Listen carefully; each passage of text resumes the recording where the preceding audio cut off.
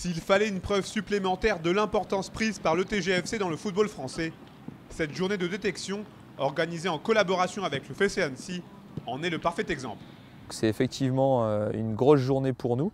Et puis en même temps, on mesure un petit peu la popularité de l'ETG qui est grandissante, un club qui s'installe par rapport aux demandes qu'on a justement, qui demandent d'intégration vers nous.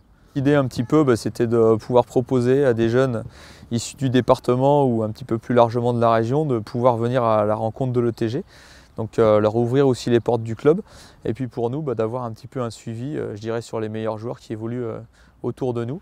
Cette première journée de repérage d'envergure pour le club haut-savoyard s'inscrit dans la convention de partenariat signée entre le club de Ligue 1 et le club annécien.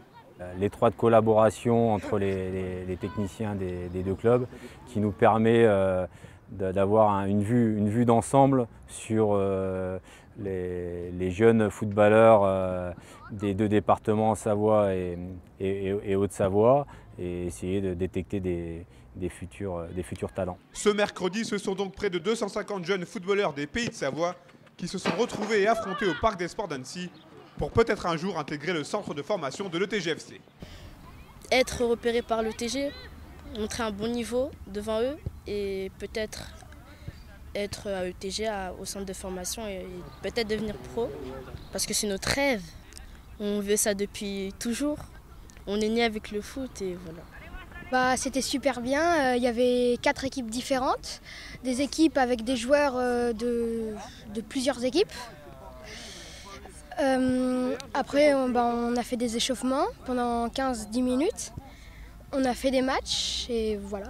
Le but d'une journée, c'est de se faire plaisir et surtout de se faire repérer, montrer des bonnes choses à l'ETG. J'ai voulu participer pour voir mes performances, voir à quel point j'en suis et pour prendre du plaisir surtout. Mais avant de parler d'une éventuelle carrière en professionnel, ces futurs joueurs doivent avant tout maîtriser les bases et les valeurs du football. Disons qu'on voit assez rapidement quand même on va dire certaines caractéristiques du joueur qui peuvent s'apparenter après à des joueurs de haut niveau. Maintenant, c'est vrai que sur l'évolution, qu'elle soit athlétique, qu'elle soit mentale, il y a encore beaucoup de chemin derrière. Donc aujourd'hui, on est vraiment là sur les 2002-2003 sur une première prise de contact, un premier suivi. Il y en aura plusieurs qui l'amèneront peut-être un jour à intégrer le TG. De toute façon, on en tire toujours un bénéfice et même s'ils sont relativement jeunes, un joueur qui aujourd'hui peut être très fort, je dirais, à l'âge de 11-12 ans, n'est pas forcément très bon à l'âge de 19 ans.